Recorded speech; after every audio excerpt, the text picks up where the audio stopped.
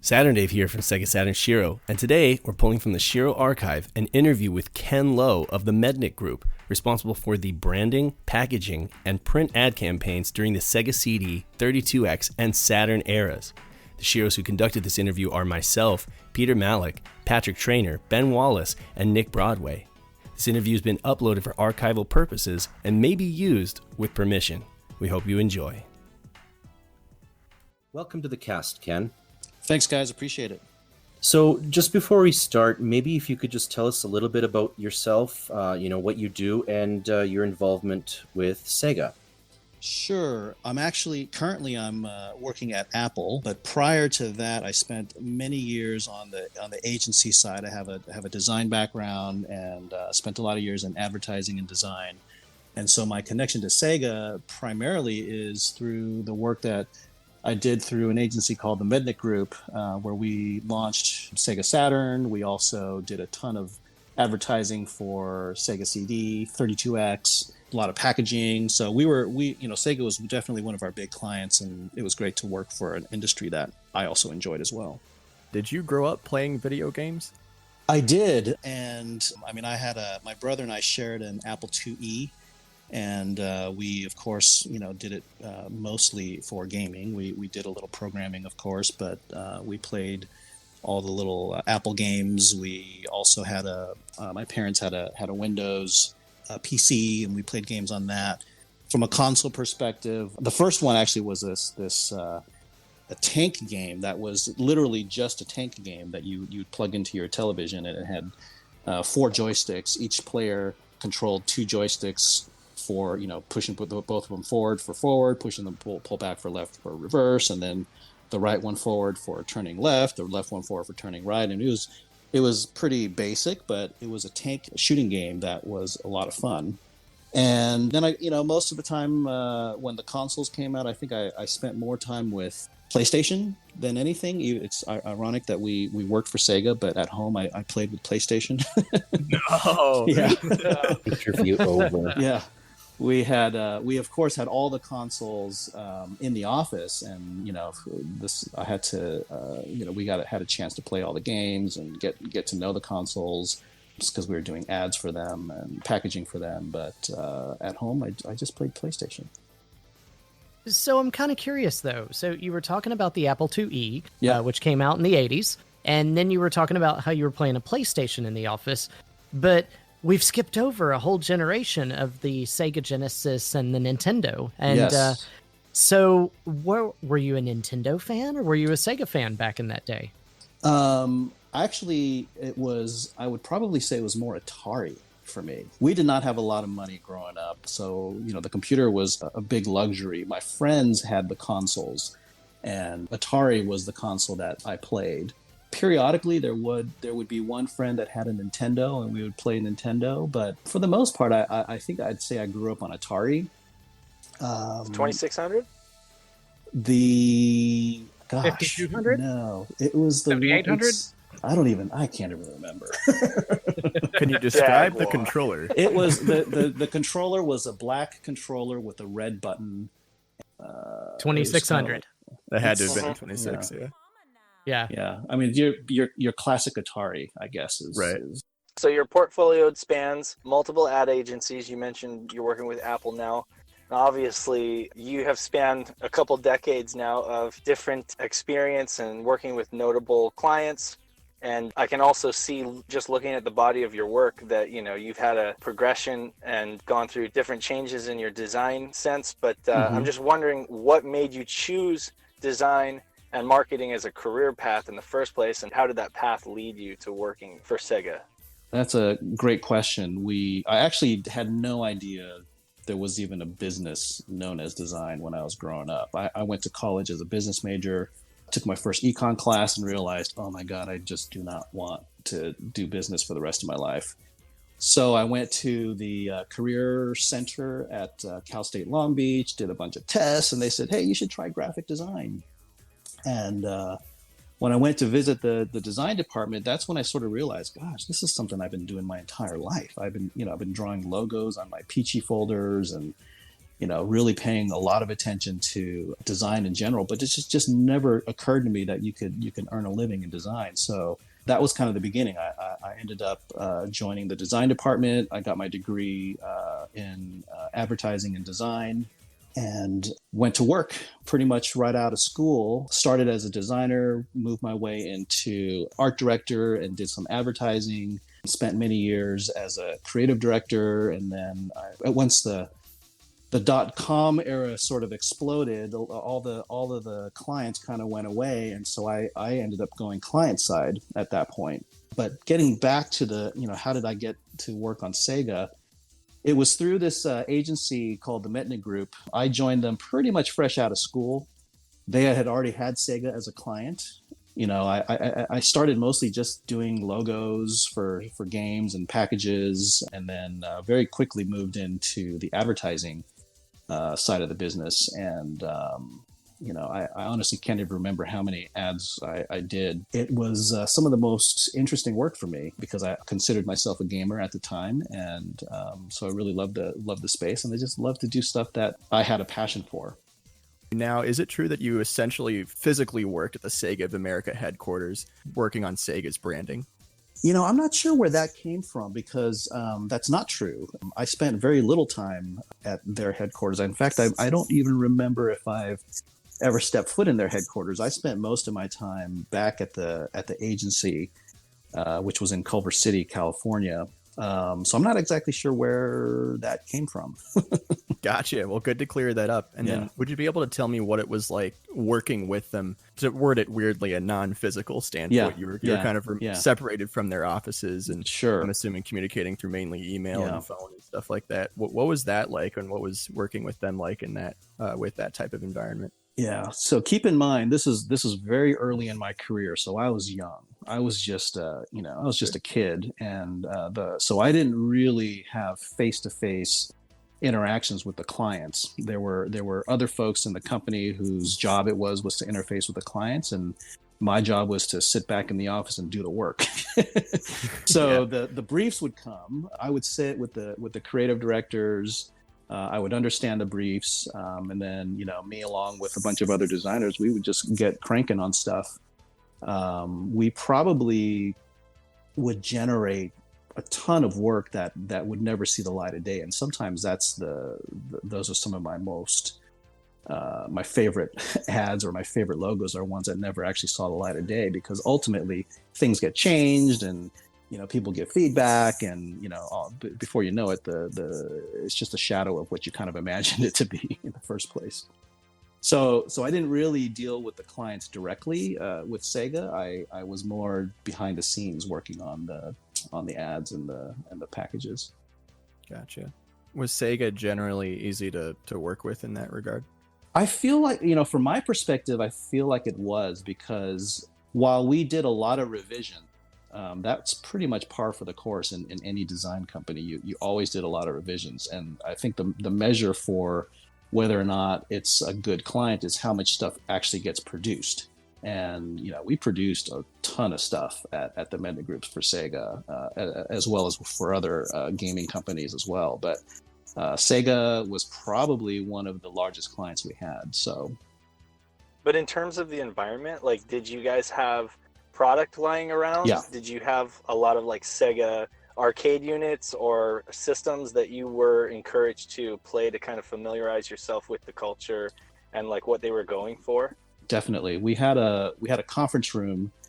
It was kind of a weird pie-shaped conference room, but it had glass on all sides and basically a gaming setup inside there. So I spent probably half my time in that room, either playing the games or concepting for ads. My copywriting partner and I would often just work in that room, so we could surround ourselves with the product, and then we would just stick up sketches on the glass walls, just tape them up and go through the ideas, and ultimately we would pick the ones that we would sketch up and at that point, then you move back to the computer and put it together and then ship it off to the account executives, and they would go talk to the clients. And you mentioned that there's a ton of stuff that you guys produced that never saw the light of day. Whatever happened to all that stuff? Like, did all of it get passed on to Sega and then they did whatever they did with it, or did that stay with you guys? I think there was definitely an archive at the Mednick group, just folders, big, huge file folders of stuff that both was produced and was just presented. I think Sega technically did own the rights to all that work because we were work for hire. They certainly wouldn't have, shown it to anybody because that was, according to them, the rejects, the stuff that they didn't want. Right. But we would, I think occasionally a designer would put something in their portfolio. We would definitely have the envelopes folders in the office that we would sometimes go back and reference because we'd be working on a new ad and we'd think, hey, wait a minute, there was this other thing that we did, or maybe a logo we did for another company that we felt, could inspire another project. We'd be able to go back to those archives and sort of sort through those a bit. Wonder if they still exist to this day. I very much doubt it because the Mednick group is no longer. It actually turned into one of the first interactive advertising agencies that merged both print and digital competencies, and it turned into an agency called Think New Ideas, of which I ended up working for as well. But I think once the Mednick group stopped, a lot of the stuff that was the work, I don't know what they did with it, but I gotta believe it's not stored anywhere at this point because it was a lot of stuff. Now, I know you were mentioning that you don't remember the game specifically that you were doing the art and designs for, but do you happen to recall any of your first or early design projects for Sega? Yeah, I think the ones that I remember the most would be some of the Sega CD ads. We did an ad for Tomcat Alley.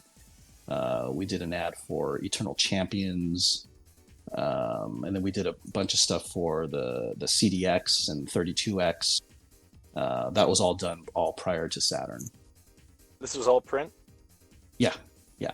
I'm curious. You said that the Mednick group went back before you, even back to the Genesis, and I'm just wondering, when the Genesis launched in, I believe it was 89, their design language was very reminiscent of the Master System. They had kind of like this black background with the white grid, almost like a math plotting paper. But then they started moving over to this new design language with these diagonal stripes on the boxes. You're right. Was the Mednick group responsible for that change, that shift that carried on through the Sega CD and then the Saturn and then was dropped with the Dreamcast, I guess? But it carried on with the 32X, those diagonal stripes? Yeah, I'm definitely familiar with the diagonal stripes, but I don't know if they were there prior to Mednick taking over, or if perhaps Mednick created that pattern. I got you. I remember it very vividly because we saw it all over the place. Exactly, because I noticed that in the 90s when Sega was like trying to support so many different consoles, that was kind of the one thing that would on store shelves kind of key you into the fact that was a Sega product. Those diagonal stripes, they kind of unified their entire product line. What did you think about Sega's add-ons, basically the Sega CD or the 32X? Did you feel like they were products that at the time Sega was supporting strongly, or did you feel like they were just kind of milking their late success or even putting the aging hardware on life support in order to stay competitive? Yeah, I think the add-ons were sort of, at least from our perspective, being the agency, it felt like a move toward trying to make sure the platforms were evolving and not staying too stagnant, because things were, the CD was coming into play with a lot more capacity, so cartridges were no longer being used. So that Sega Genesis with the CD add-on seemed like a logical step for them. The CDX actually was a product that I thought was one that I really wanted because I liked the portability of it. I liked how small it was. Of course, being able to play music CDs at the time also, and there were not very many small music players. So the Sega CDX, the size of the CDX was about, maybe a little bit on the large side for CD players, but it was about what you would expect to be, walking around with. So it felt like it was just a natural evolution of the business. Now, I'm actually kind of curious from a designer standpoint on making ads for these add-ons. I feel like that would be a really nice challenge to try to create something that basically is really enticing and very unique circumstances in the regard of the 32X and the CD and how to promote them. Of course, you're dealing with gamers who are, often adolescent and have a kind of a silly sense of humor. So one of my favorite ads was for the 32X, which had a kid kind of eyeing these two products, the 32X kind of going down on top of the Sega Genesis, and the headline was, "Mommy, what are those two Sega machines doing?" that was one of my favorite ads because it was, it of course played to the audience. We could have some fun with the notion of, hey, this is a thing that mounts on another thing, and Sega was always irreverent. They were never one to shy away from anything that certainly by today's standards would potentially be highly controversial. But they and SNK for the Neo Geo, they both had a history of innuendo, a lot of innuendo in their ads. Yeah, and sure. they absolutely encouraged us to do that. So there were many ads that we did that would maybe get run once or twice, and then they'd have to be pulled because they were like the naked lady. Yeah, that was one of mine as well. Not one of my proudest moments, but yes, I did do that one. Wow. That gets tossed around on non-video game related social media feeds from time to time. Yeah. That one's had some traction. Yeah, that's legendary. The thing about the thing, I did actually. I did the photo shoot, so of course that one. The funny thing about that one, the reason why I felt that worked at the time was the whole tagline. The positioning was "Nothing else matters."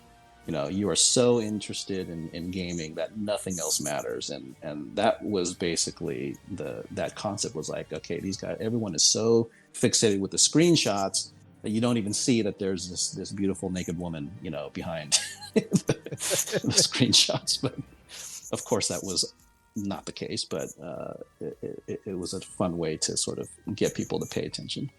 Yeah, we are still talking about it to this day, so that was great.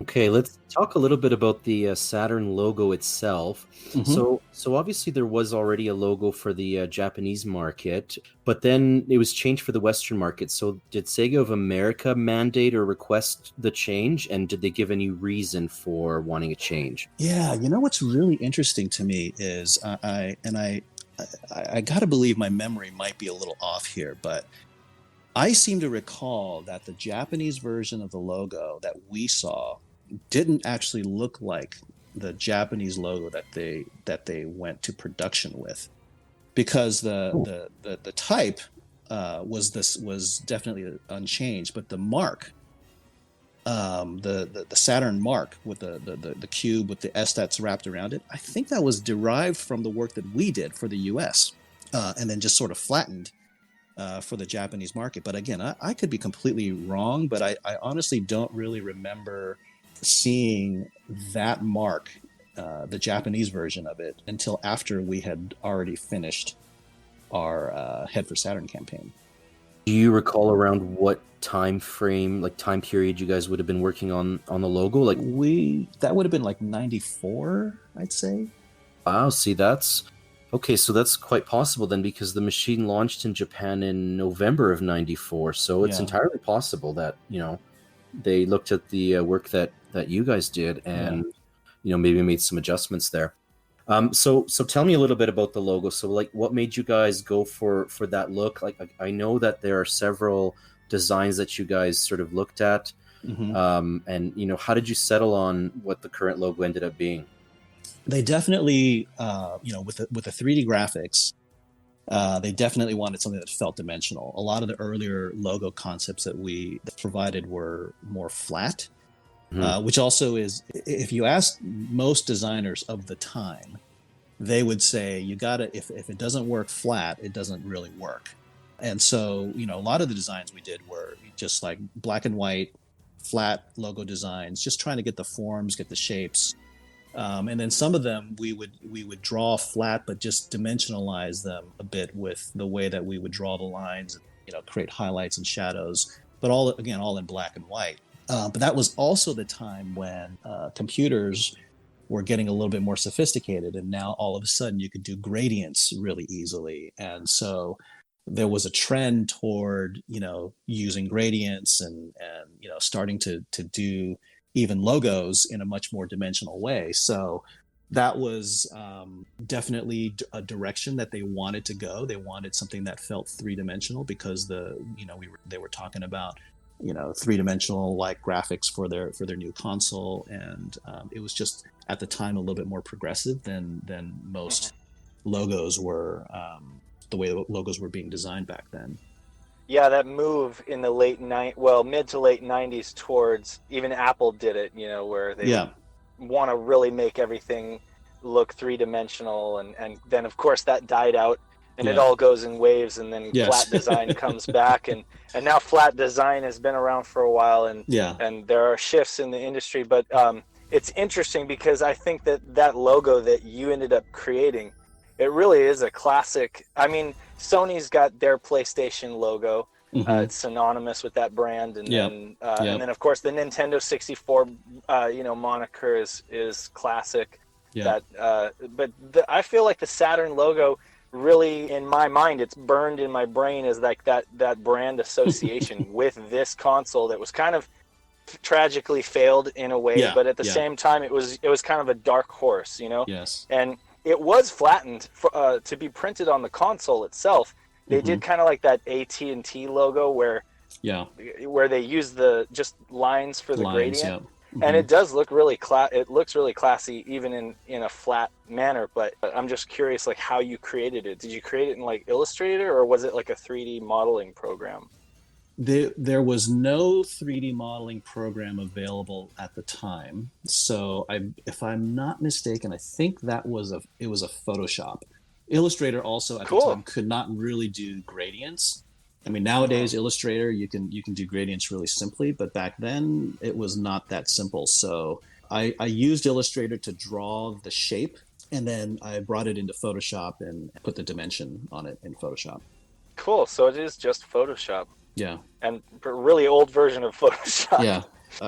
If there were 3D programs around at the time, we certainly weren't using them. we didn't have the training to do full-on 3D work. So probably like Photoshop CS-1 or something. Yeah. Probably something like that. Yeah. Well, you did a much better job making it look 3D than the Japanese guys did.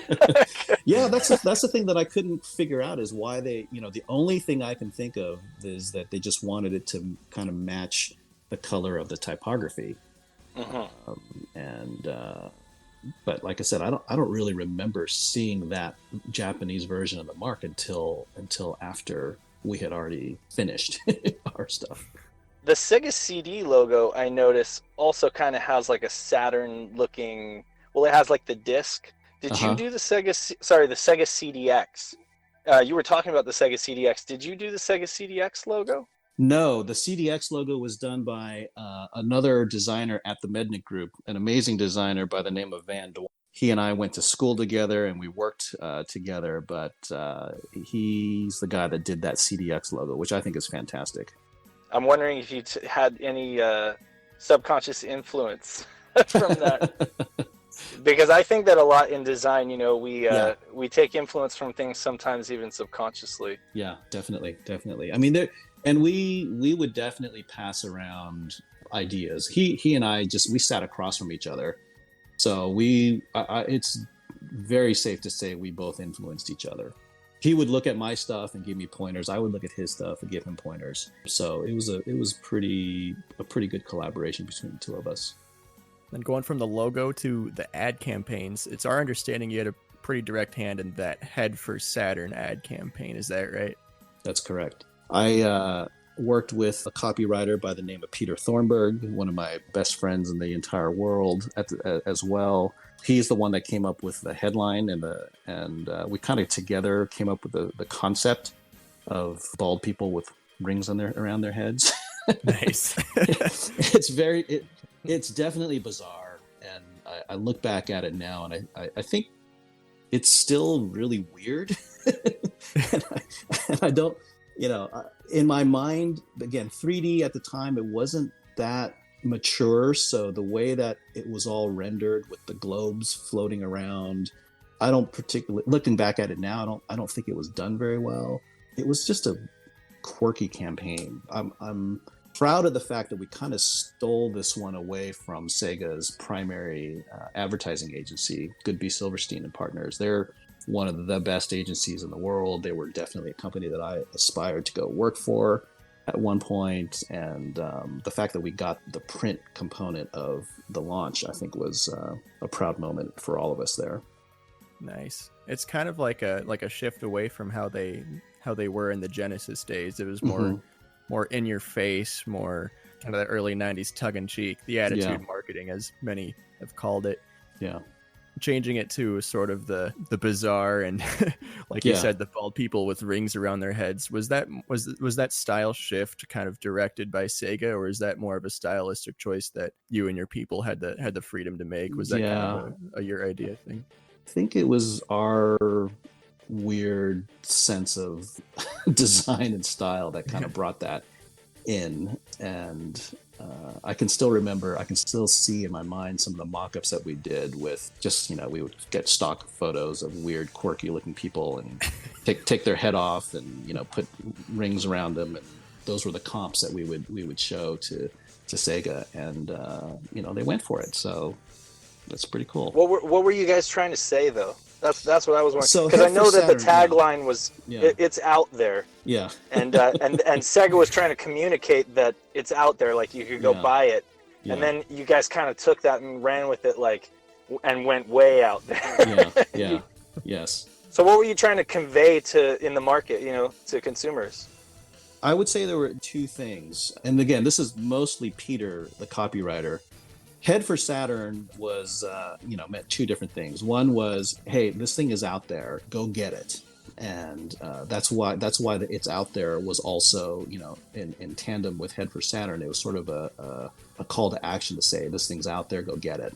But also the idea of somebody who has a head for the console is, and, the literal interpretation of here's a head with Saturn rings around it was just something that we thought visually would just get people to pay attention. And we definitely believe some people would really hate it, and because it's weird. People still talk to me about it today when they find out that I did that. And they're just like, that's the weirdest stuff I've ever seen for video games. And I don't think I would disagree. It's pretty out there. Well, the whole campaign was was weird, including the Theater of the Eye. Yeah. That was Goodby. So the Theater of the Eye was done by Goodby Silverstein, their primary agency. What also was really weird to me is like usually when you launch something, you want everything to be completely tied together. But Sega made a decision to go with Mednick for print and stick with Goodby for their television, and they weren't totally connected. We actually did do a couple of spots at Mednick that sort of fall campaign where we started saying nothing else matters. The It's Out There was the launch line, and then we switched it to Nothing Else Matters. And at that time, we did a couple of TV spots, but for the most part, Goodby was their broadcast agency. You'd said you weren't happy with how the globes and heads turned out. What would you have done differently, kind of looking back at it more than 20 years later? Yeah, I actually still remember the photographer was a good friend of mine, and he was a really good photographer. He shot amazing black and white. His name was Eric Tucker. He's not shooting anymore. I think he owns a restaurant these days, but he was amazing with black and white portraiture. And so the outtakes for this shot they're really beautiful. I mean, they didn't really look like they belonged with colorful screenshots of floating globes. And so I think to me, it's the juxtaposition of those things that in retrospect doesn't work so well. I would rather see the globes not be as colorful, a little bit more integrated with the scene, so it felt like they were actually floating in that space. And then I would also prefer a little less retouching on the model. I think the retouching really changed a lot of the characteristics of her face. But this was advertising, and people want more, I guess, beautiful people in advertising. But she was beautiful, but she definitely had some very strong characteristics with some wrinkles and some lines in her face that I thought were really interesting. And it actually made for photo was a lot more haunting and interesting before the retouching, in my opinion. Was she the same one that starred in the Theater of the Eye? Was it that same actress? We didn't do those the Theater of the Eye spots. Right. So they may have certainly they knew who the models were that we used for print, and it's entirely possible they went and hired her as well. There were 2 models that you guys used during that particular campaign. There was so the lady, I believe her name is Ione Skye. Yep. And then there was also Ice Cube. How did that happen? So the original lady for the Head for Saturn campaign was not Ione Skye. That was a model by the name of Hannah Sim, and that was the launch campaign. And then we came back in the fall, and we did the Ice Cube spread, and also one with Ione Skye, because we wanted to shift it toward more recognizable. We had an idea that we a lot more campaigns with a lot more celebrities, and these were the first 2, but I think it ended up the console didn't do so well, so they didn't continue the advertising. Being the last 2. Yeah, right. That's right. Yeah, Ione Skye, not a lot of people know, but Ione Skye was also the wife of one of the Beastie Boys. I can't remember exactly which one, but she at the time was a pretty popular actress. She had done some indie films, and we didn't really want to go super mainstream. We just wanted someone who was like known enough but wasn't too popular. So but Ice Cube was sort of the opposite of that. Like, everybody knew who he was. He gave you that attitude. Yes. So personally, I liked the Head for Saturn ad campaigns. I like the unconventional, thought they were really interesting when I was growing up. And what's also kind of interesting is they're not the only bald person campaigns for the Saturn. Mm-hmm. Over in Japan, they had this very bizarre campaign as well, with basically this bald elf looking character. And did y'all's campaign take any influence from that bizarre marketing campaign in Japan? Or do you think it may have even been the other way around? I have no idea, because I don't know the dates of when they did that, and we certainly did not get a chance to see that before we did ours. It is pretty bizarre. It looks like a cone head with Sega Saturn branding all over it, but we hadn't seen that before. I kept those ring props for a while after, for many years, but I don't know what I've done with them since. But it was such a weird campaign that sometimes I like to keep keepsakes from things that I've done, and I had, I think, 2 sets of rings that I kept just in a like a padded envelope for many years, but I don't know where they are now, unfortunately. I'm sure you guys would have a lot more appreciation for them than just like sitting in my garage somewhere. So if I do have them, I'm more than happy to send them out. That's amazing.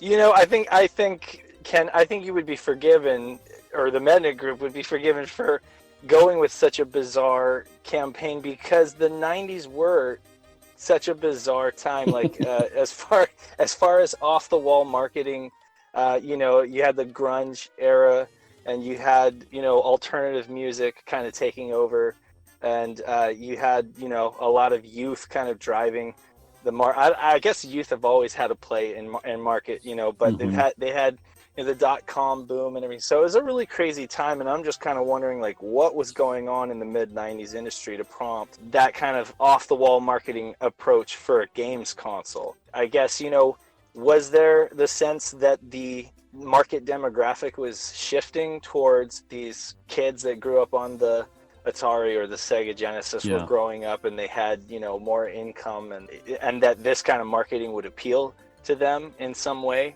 Yeah.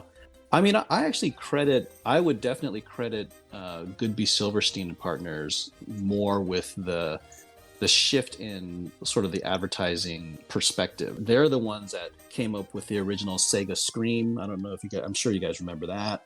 Right. And their advertising definitely influenced me, because it was irreverent, it was fun, it got talked about, and it was always something that I think a lot of people that worked in advertising would be like, oh man, if we could work on that kind of ad, it would be awesome. If we could get a client that would allow us to do those kinds of things, it would be awesome. So I think they actually had a lot to do with shifting video game advertising with just the work that they did for Sega. Did the work that you did in print inform the theater of the eye, or like the video portion, or was it the other way around, where you kind of took the lead from? Yeah. Was it Goodby that did that campaign, the video campaign? Yeah, it was definitely Goodby that did that campaign. And were they the ones that led off? I think we were sort of in competition. Because Goodby typically what they would do both the broadcast and the print advertising. So a lot of the earlier Sega advertising was done by Goodby. And so because we were in competition, we were typically not conversing with each other or sharing ideas with each other. The client on occasion would probably give direction to them that might have been influenced by the work we did, or gave direction to us that might have been influenced by the work that they did. But we didn't really collaborate because we were competitors. So we pitched against them for that print portion of the Saturn launch. So I think the influence, if there was any, it probably was just filtered through the client. And I honestly wouldn't know which direction influenced which. What do you feel like at the time the Head for Saturn campaign was considered a success, based on whatever analytics you would have had to go off of? From the agency's perspective, absolutely, because it was a big campaign with high visibility. We had billboards all over downtown LA for E3 when the console was announced. And so it definitely, I think, got the buzz that we were expecting, but it didn't last very long. We did the fall campaign, like I said, with Ice Cube and Ione Skye, but after that, it just kind of fell off, and the console didn't do too well. So it's hard to blame the advertising for that, but I'm sure if it had more mass appeal advertising, it maybe potentially would have stuck around a little bit longer. I think from our perspective, it was successful because it generated a lot of conversation. But whether or not you could tie sales to it, probably not. But it did the job of letting people know that it was out there, whether or not that spurred them on to buy it at that $3.99 price point. But it got the job done. Yeah. And we did a couple of follow-up ads for specific game titles, but it just wasn't, it didn't last too long. Did you get to meet Ice Cube? I did, yeah. We did the photo shoot together. He was surprisingly the nicest guy you could ever meet. I mean, I of course I knew him, his persona. Going to meet him, I was a little nervous. He's a big star. Guy with an attitude. Would we need to do anything special to keep him happy at the photo shoot? He was the nicest guy. I mean, it was so bizarre for me because again, I was a kid. I was like in my probably mid-20s, trying to get this big star to put rings around his head. Was like, I was like, is he gonna think I'm a dork for wanting to do that? And I was super nervous, but he was the nicest guy. Did he like it? Did he like the rings? I think he enjoyed. He thought it was funny. He had a good chuckle. But I would bet if you asked him now, he'd be like, "I wish I never did that." And then a question that I kind of came up with earlier when we were talking about the naked lady ad, while we're talking about models used for the ads. Do you happen to know who that kind woman is and what her where is she now? Where did life take her since then? Well, I'm not sure where life took her since then, but that nice lady is actually Barbara Moore. You might recognize the name. She was Playboy Playmate of the Year. I think it was before. She was Playmate of the Year before the campaign, I believe. Right. She also did another ad for us. There was a sort of a double game ad for Virtua Fighter and Battle Arena Toshinden, and she dressed up as one of the one of the characters from Toshinden for us, along with another model who dressed up as a character from Virtual Fighter. We did that ad. I think that ad was one of the ones that didn't last very long either in circulation. It just sort of was out there and then it got pulled. And then going from the models to the packaging of the console itself, the Saturn console's box had a very simple, clean, and classy look. The same look as its peripherals when you look at the box for the controllers, the arcade racer wheel, and stuff like that. Yep. Did you help create those the console box design and those other packaging design layouts that many of the Western Saturn fans have sort of grown to appreciate since then? I did not. That was done by another designer. I believe her name was Amy Decker. She did that system. I think to the degree that I influenced, it was really just about getting the logo artwork prepared for it, but I didn't actually do that packaging. But as you noted earlier, it has the same diagonal stripes, but with more of a subtle, I think it was like varnished on the box instead of like the red and gray that we typically would see in the Genesis packaging, but they picked up on that same pattern. And I thought the packaging was really effective. It was very simple, very clean. The brief was make it feel like an expensive product, and that's definitely what we were going for. Did you draw that font? I did. Yes, I did. The Saturn font, you drew that. Mm-hmm. Wow. Okay. Yeah, that was done in Illustrator, and then again brought into Photoshop to make 3-dimensional. That's crazy. Yeah, you have some other really mid-90s fonts that you used a lot, like the Bank Gothic. Yep. That was like a classic 90s font that was just used all over the place. But I've always wondered about that Saturn font, the official Sega Saturn font. Yeah. You have it here, people. Ken Lowe created that font. So for all the people online using that font to create artwork and stuff, now they know who's responsible. Did they actually make a whole font out of it? They did. Wow. You can download it online. It's called like Nisei or something. NISE. Wow. I don't know why, or it's just called the Sega Saturn font. But yes, somebody turned it into a font. Well, that I didn't do. Yeah. All I did was the logo piece of it, but that's hilarious that someone made a font out of it. Yeah, you'll live on through all of this stuff. Did you also happen to do the 32X box? Just kind of asking out of curiosity. Yeah, I did. That was one. I know I did a ton of stuff for 32X, including the advertising and some displays for some trade shows, and I'm pretty sure the box was one of those things because I remember doing the photo shoot for that console with the colorful blue and yellow lights in the back, but I don't have a real strong memory of it, but I.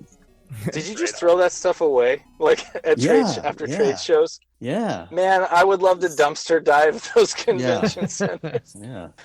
It's crazy. It's just, it's a piece of history. Yeah. That ad that I was talking about earlier with the kid, Mommy, what are those 2 Sega machines doing? They were like huge. They made huge stand-up banners for trade shows. That was a lot of fun to work on. But yeah, I have no idea what happened to them after the shows. Maybe they went back to Sega and they had them in the office for a while and they probably destroyed them. So for some of our younger listeners, what were those 2 Sega machines doing? They were making an arcade system. Oh, of course they were. Nice. A good way to put it. All right, shifting a little bit, Sega Underground. Yes. What was that? So Sega Underground was... I don't think it ever launched, but the brief was they wanted to create kind of a club, a rewards program, if you will. And they didn't. It was really interesting because they were very adamant about we don't want any type. We want it to feel tribal. We don't want it to be kind of we want people to like wonder what it is, and then you'll just when you see it, you recognize it, you'll know. Like you're an insider. So it was a bit of a loyalty program like that they were trying to create. Group. Yeah. I guess you could say that. But it was definitely something that they obviously they wanted it to take off, but they didn't want to promote it. They wanted it to be like very insider, very exclusive. Was it in response to Sony's own underground club that they had themselves, or was this something that predated Sony's? Let's see. I think the Sega Underground we did, I think, in 1995. So I don't know when Sony's was, but the brief came in 95 for Sega Underground. I don't think they ever produced it. If they did, they produced maybe something else that a different agency did, because we did not go beyond a few rounds of logo mockups. Okay, so say I'm a member of Sega Underground. All right, I've signed up. I know the logo. I recognize it. What's the goal from it? What was the whole purpose? My understanding was it was loyalty. Build a core group of people that were super engaged fans and members that could earn perks, basically. Right. And I mean, they didn't have an official magazine in the U.S. during that time. So there wasn't like any kind of way that they could really drive a program like that without having, because I know PlayStation, they had their PlayStation Underground. Yeah. And they tied it in with the magazine, so they were able to use that as a way to drive people to that program. But perhaps it just didn't happen. You could say it didn't happen because of the Saturn kind of waning in support, but it also could just be because they really didn't have a vehicle aside from like third-party magazine ads, like Next Generation or something, to really like push a concept like that. Yeah. But it's interesting because I only found out about it from your portfolio, Ken. So honestly, like I didn't even know that Sega had plans for an underground. So that blew my mind. This is an example of work that never saw the light of day, but I liked it enough to just put it in my portfolio. So, Were there talks or any potential plans for a specialized North American Saturn magazine, sort of like PlayStation Underground? Not that I'm aware of. I mean, if there was, I wouldn't have been privy to it. Nice. Yeah, I'm glad you did. Yeah. Because it's like little things, little nuggets like this that kind of inform us and give us, I guess you could say, if we're trying to archive and document the history, because obviously this stuff is important to us. It's important to kind of tell the story accurately, and it just gives us one tiny little piece of the picture that we were kind of missing, But so yeah, that's cool. I wish I could give you more. I was like I said, a kind of a peon designer, so I didn't really get much other than the piece of paper from the client that said, "This is what we want." But I think it was important. I mean, like what you did was more important than you're giving yourself credit for, because like you created a visual brand, something that I as a kid kind of latched onto. I mean, it's hard to kind of articulate the importance of design, but it's very subconscious. And I know for myself, Saturn was kind of this underdog console that I just decided to go with. I was like you. I mean, I had a PlayStation. Yeah. We had one in the house. My dad was a musician and would take it on road trips and stuff like that. But we had a lot of access, and we had a Nintendo 64 too. But the Saturn felt very individual. It felt very unique, and it was kind of a dark horse. And I feel like the iconic, the font, the logo, the branding, the oddball, off-the-wall kind of marketing and everything like that really personifies what it was, like love it or hate it, It's just, and it gives so much character, I would say. It lends so much more character to the console than just, a beautiful gray slab that Sony had. Yeah. I was super surprised when you guys reached out to me, because I thought Saturn had long died a slow or a fast death rather. But I was like, what? It's aged like a fine wine. There's still people out there that talk about this thing and know about this thing. Wow, and they're still playing the games. It's incredible. I think these days it's a situation of so many people who missed out on it in the first place because they didn't give it the time of day. Yeah. And so now they're getting to go back and like rediscover it as like a new console, like a new retro console. And so it's gotten new life that way. Yeah, I think that's pretty awesome. Yeah, I wanted to ask you about your allegiance with hockey. Do you have like a hockey team? You're in San Jose, right? I am in San Jose. Sharks fan? Ironically, actually, I grew up in LA. So if anything, I would have to say I'm a Kings fan. But to be honest, hockey is not really my sport, but I remember I loved the Sharks logo when that came out. I thought it was really cool. I just noticed you did a lot of hockey. Yeah, I did. I just noticed you did. Yeah, you did Blazers. You did a Patriots. You did the Patriots logo, right? Yep. Yeah, you have a crazy sports portfolio. I think that Patriots logo is what got me the job at the Mednick Group. Oh yeah. Yeah, Scott Mednick, who is the founder and owner of the Mednick Group, he's from Boston, and he had done a portfolio review of student work. And at the time, I'd been working at another design studio called Evenson Design Group, and that's when I worked on the Patriots logo. But I was in my final year of design school. I stuck it in my portfolio. He saw it in the portfolio review, got all excited about it, and then he hired me. So I think that logo got me that job. Cool. When the Saturn was first being announced in North America, it was set to release on September 2nd of 1995. They called it Saturn Day, and made a big deal out of that being the event. And then, as many Saturn fans know, it had a surprise launch at 1995's E3 on May 11th.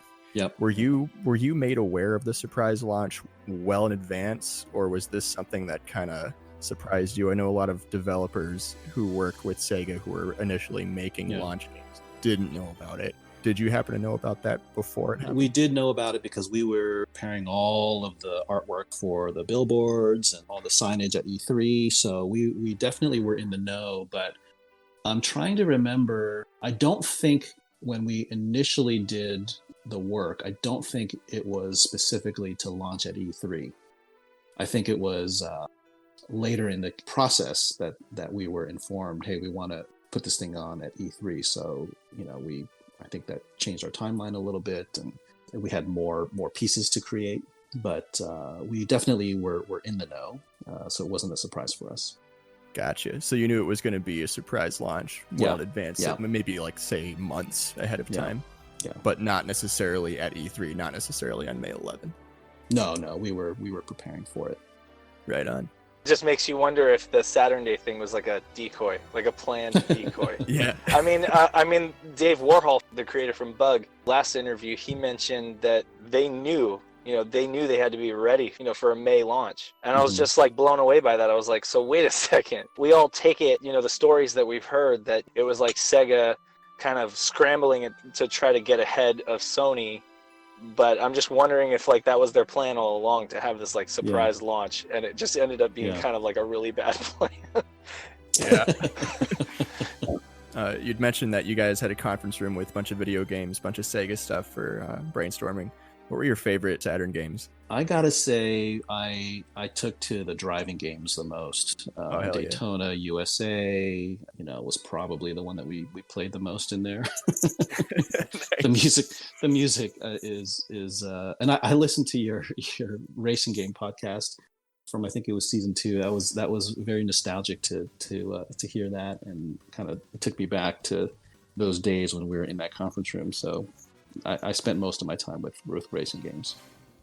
Ironically, my son is now a race car driver, or an aspiring race car driver, so it kind of came full circle. Nice. Do you have any favorite memories from your entire sort of experience in working with Sega and the Saturn brand, or anything that really stands out as maybe funny or special or surprising? I mean, I feel like that it was a really great start to my career. I sometimes like to joke that I did the Patriots logo, and then it was all downhill from there from a visibility perspective. The reality is I got a lot of opportunities to do a lot of really interesting work for a lot of different companies, and I'm a sports fan, I'm a video game fan, so to be able to work with companies like Sega, the NFL, the NHL, it was a total privilege for me. Now I work at Apple, and Apple's also a company that gave me a career. I wouldn't have been able to do things if I didn't have my Mac products. So I'm extremely fortunate to be able to have built a career on things that I love. So you mentioned before about doing the Nothing Else Matters campaign. You said you did some print ads for that. And I'm wondering, like, were you responsible for that ad where like New York City and the Twin Towers are like blowing up in like a mushroom cloud? I seem to remember this Nothing Else Matters ad when they launched the Netlink campaign. There were 2 TV spots that I worked on. We did blow up a base, a military base. Oh. And then so we had a guy playing, while he was supposed to be focusing on that was the Alpha Sector one, right? Alpha Sector. Yeah, Tango right. Sector. Yes, Alpha Sector. And Tango then Sector. That's exactly it. And there's only a cockroach left, right? Yes, that's right. You did that? So yep. I was the art director on that one. Wow. And then the other one was an airplane. Pilots, right? Pilots, yeah, with the Hare Krishna flying the plane in the end. So I don't think we blew up Twin Towers. Okay. I hope I didn't. Narrowing down your portfolio is one of the hardest things any creative person ever has to do, because like you love every piece equally, and like you have to pick what do I put in. The old version of my portfolio was database driven. This is back when I was kind of experimenting with building databases, and I really wanted to try to put as much in there as possible so that you could filter and I think that's probably the version I saw, but that code is so old it no longer really runs on today's browser standards. So it doesn't work. You can still link to it from the bottom of my current site. It's just there for like archival purposes, but it doesn't really work.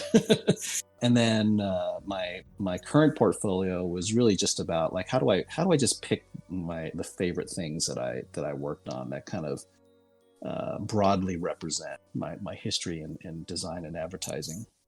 American Gladiators. Did you guys ever watch American Gladiators? That was oh, absolutely. I did the original logo for American Gladiator. They don't use that anymore, but that's cool. All right, Ken, I want to thank you for taking the time to chat with us today. Conversations like this are super valuable to us and to the Saturn community in general. It's been a quarter of a century, but there's still a ton of really dedicated fans, and to be able to speak to somebody who was involved in that time period and in the story of that machine, it's just really special. And so we're really, really grateful. Thank you so much for chatting with us today.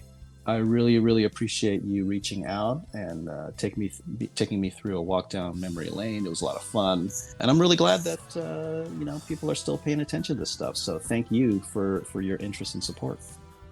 I'll see if I can rummage through the garage one of these days and find those rings. You find those rings? That would be awesome. Absolutely. Oh, that'd be great. And you'd have to send them to Ben, so he could don the rings. Oh, dude, I would totally wear them. I'd be like, live stream, we're doing this.